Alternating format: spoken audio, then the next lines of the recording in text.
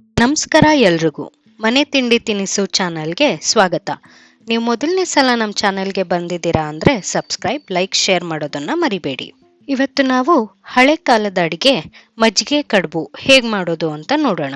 ಇದು ಮಾಡೋಕ್ಕೆ ಇಡ್ಲಿ ರವೆ, ಮಜ್ಜಿಗೆ, ಈರುಳ್ಳಿ, ಶುಂಠಿ, ಹಸಿಮೆಣಸಿನಕಾಯಿ, ಉಪ್ಪು, ಇಂಗು, ಕೊತ್ತಂಬರಿ ಸೊಪ್ಪು, ಕರಿಬೇವು, ಎಣ್ಣೆ, ಸಾಸಿವೆ, ಕಡಲೆಬೇಳೆ, ಉದ್ದಿನಬೇಳೆ, ಅಡುಗೆ ಸೋಡಾ ಬೇಕಾಗತ್ತೆ. ಮೊದಲು ನಾನಿಲ್ಲಿ 2 ಪಾವಷ್ಟು ಇಡ್ಲಿ ರವೆನ ಮುಳುಗೋವರೆಗೂ ನೀರು ಹಾಕಿ 15 ನಿಮಿಷ ನೆನೆಸ್ಕೊತಾ ಇದ್ದೀನಿ. ಈಗ ಒಂದು ಬಾಣಲೆಗೆ 1.5 ಚಮಚದಷ್ಟು ಎಣ್ಣೆ ಹಾಕಿ ಕಾಯಕ್ಬಿಡಿ. ಕಾದಾದ್ಮೇಲೆ ಸಾಸಿವೆ, ಇಂಗು, ಕಡಲೆಬೇಳೆ, ಉದ್ದಿನಬೇಳೆ ಹಾಕಿ ಕೆಂಪಗಾಗೋವರೆಗೂ ಹುರ್ಕೋಬೇಕು.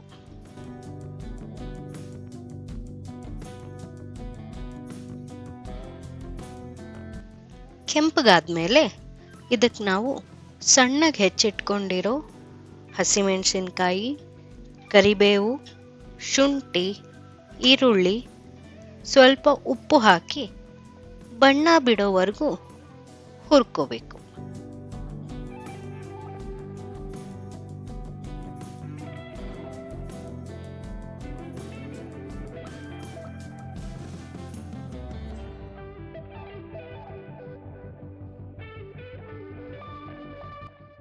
ಹುರ್ಕೊಂಡಾದ್ಮೇಲೆ ಸೈಡಲ್ಲಿ ತೆಗೆದಿಟ್ಟು ತಣ್ಣಗಾಗೋವರೆಗೂ ಬಿಡಬೇಕು.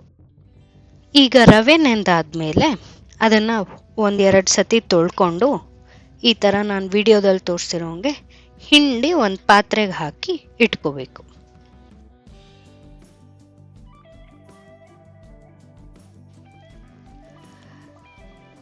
ಈ ಹಿಂಡಿಟ್ಕೊಂಡಿರೋ ರವೆಗೆ ಹುರ್ಕೊಂಡು ತಣ್ಣಗಾಗಿರೋ ಈರುಳ್ಳಿ ಮಿಶ್ರಣ ಹಾಕ್ಕೊಂಡು ನೀವು ರುಚಿಗೆ ತಕ್ಕಷ್ಟು ಉಪ್ಪು ಹಾಕ್ಕೊಂಡು ನೀರು ಮಜ್ಜಿಗೆಯಲ್ಲಿ ಇದನ್ನು ಕಲಿಸ್ಕೊಳ್ಬೇಕು. ನಾನಿಲ್ಲಿ 2.5 ಲೋಟದಷ್ಟು ಮಜ್ಜಿಗೆ ಇಟ್ಕೊಂಡಿದ್ದೀನಿ. ಸ್ವಲ್ಪನೇ ಹಾಕ್ಕೊಂಡು ಕಲಿಸ್ಕೊತಾ ಇದ್ದೀನಿ.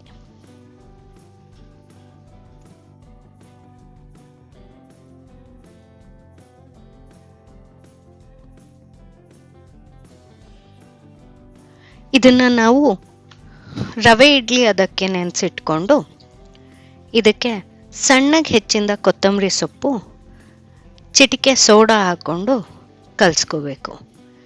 ನಾನಿಲ್ಲಿ ಸೋಡಾ ಹಾಕೋದನ್ನು ವಿಡಿಯೋ ಮಾಡೋದು ಮರ್ತೋಗಿದ್ದೀನಿ. ಕಲಿಸ್ಕೊಂಡು 30-40 ನಿಮಿಷಗಳ ಕಾಲ ನೆನೆಯಕ್ಕೆ ಬಿಡಬೇಕು. ಇದು 30 ನಿಮಿಷ ಆದಮೇಲೆ ಗಟ್ಟಿ ಅನ್ಸಿದ್ರೆ ಇನ್ನೊಂದು ಸ್ವಲ್ಪ ಮಜ್ಜಿಗೆ ಹಾಕ್ಕೊಂಡು ಕಲಿಸ್ಕೊಳ್ಳಿ.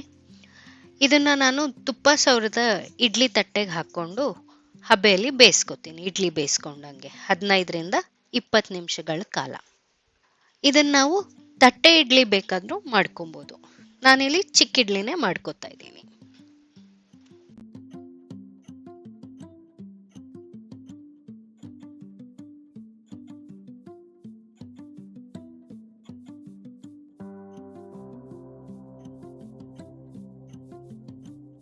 ತೆಗ್ದಾದ್ಮೇಲೆ ಒಂದು ಕಡ್ಡಿನೋ ಇಲ್ಲ ಫೋರ್ಕೋ ತಗೊಂಡು ಹಿಂಗೆ ಚುಚ್ಚಿ ನೋಡಿದ್ರೆ ಅದೇನೋ ಅಂಟ್ಕೊಳ್ದಿರ ಬಂದರೆ ಬೆಂದಿದೆ ಅಂತ ಅರ್ಥ.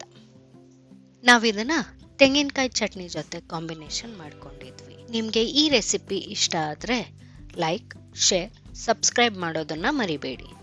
ಧನ್ಯವಾದಗಳು.